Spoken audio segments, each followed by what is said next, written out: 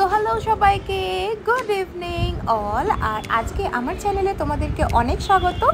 আজকে আমরা এখন বেরোবো বাজারে, কারণ কালকে রয়েছে আমাদের বাড়িতে পুজো। তাই আমরা এখন চলে যাব বাজারের দিকে। তো চলো আজকের ব্লগটি শুরু করলাম।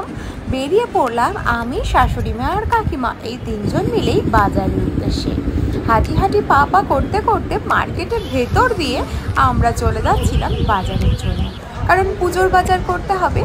আর শ্বশুরমশাই আমাদের দিয়ে দিয়েছে মহা দায়িত্ব, তাই দায়িত্ব পালন করতে চলে গেলাম প্রথমেই প্রতিমা এবং পুজোর সামগ্রী কেনার জন্য।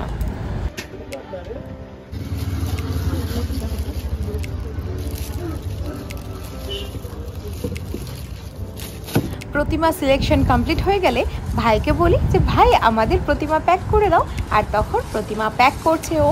আর আমরা এদিকে অধীর অপেক্ষায় রয়েছি বাকি জিনিসগুলোর জন্য, কারণ শুধু প্রতিমা কিনলে তো হবে না, প্রতিমার সাথে সাথে আরও পুজোর সামগ্রী কিনতে হবে, সেগুলো কেনার দিকে।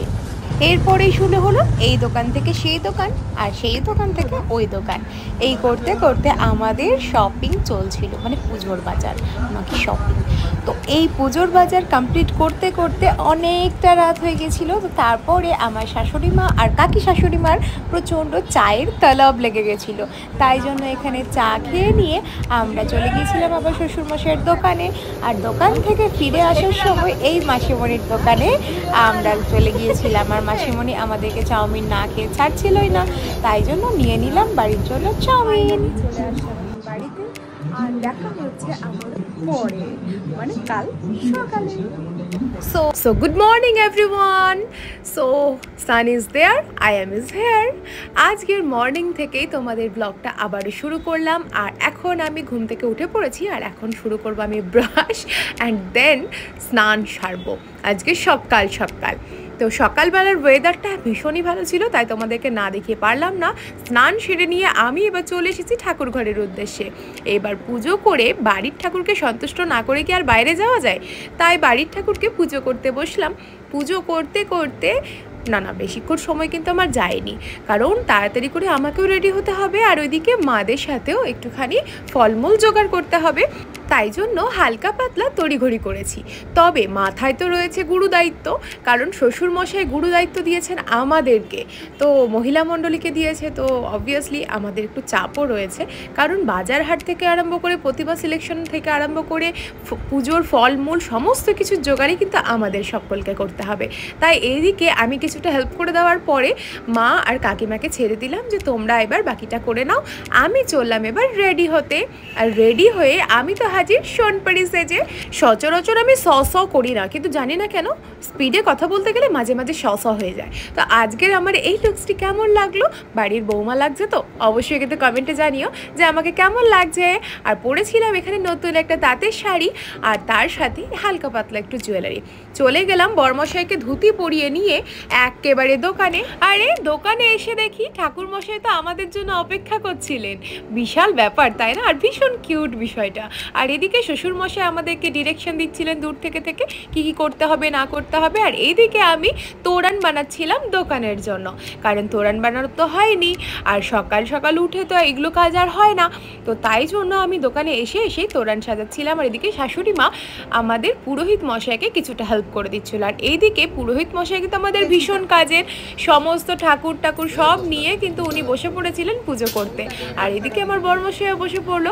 ফার্স্ট টাইম ধুতি পরতে দেখে নিয়ে ঠাকুরমশাই আমাদের ভীষণ হাসাহাসি করছিলেন।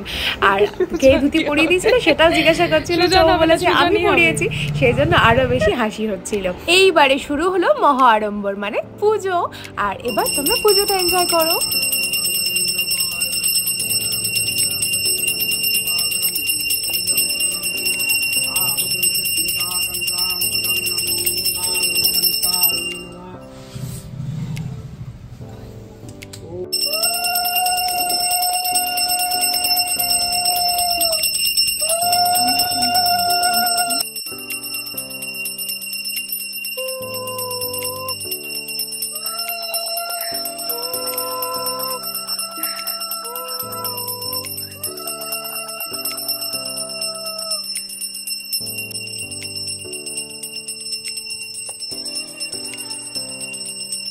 সত্যি সত্যি পুজো শেষ হয়ে যাওয়ার পরে আমি একটু ঢং করছিলাম, মানে আমি ওই দোকান থেকে এই দোকানে আসছিলাম, তখন বড়মশাই ভিডিও করছিল, তো আমি একটু ক্যাথ মেরে হাঁটছিলাম।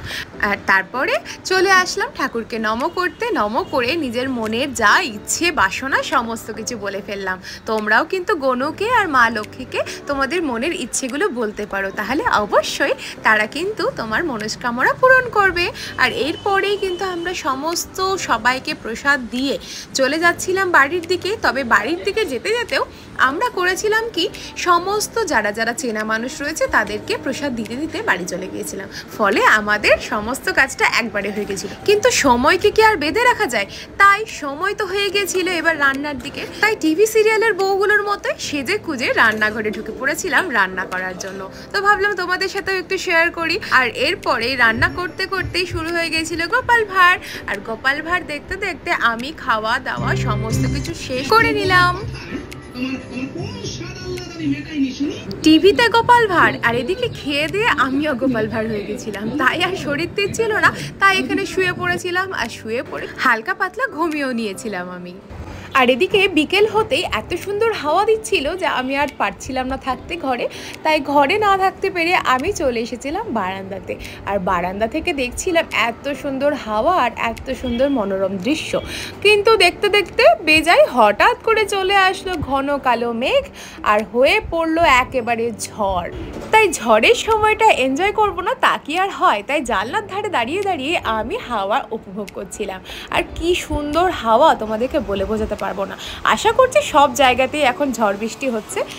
তবে সত্যি কথা বলতে এই বৈশাখ মাসের যখন ঝড় আসে তখন না মনে হয় একটু ছোটোবেলাকার কথা, যদি একটু আম কুড়োনো যেত, যদি একটু ছেলেবেলার মতো দৌড়ানো যেত ঝড়ের মধ্যে। এই জিনিসগুলো আমার ভীষণ মনে পড়ে। হয়তো হালকা পাতলা করেছি, সেইভাবে করিনি। আরে দেখো ঝড়ের হাওয়াতে আমার চুলগুলো কীরকম এলোমেলো করে দিয়েছে। এরপরে আমার ইচ্ছে হলো একটু ফুচকা খেতে। তাই ননদিনীকে বললাম চলো আজকে ফুচকা খাওয়া যায়। তাই ননদিনীকে বললাম যে তুমি নিচেই তো আছো, তাহলে ফুচকাটা কিনে নিয়ে আসো। তাই ননদিনী গেছিলো এদিকে ফুচকা কিনতে আর আমি এদিকে ওপর থেকে ভিডিও। ফুচকা খাওয়া শেষ করে বাড়ির সবাইকে নিয়ে চলে গিয়েছিলাম পাশের এক জায়গায় কীর্তন হচ্ছিল। তো ঠাকুর নম করে কীর্তন শুনতে বসে পড়েছিলাম।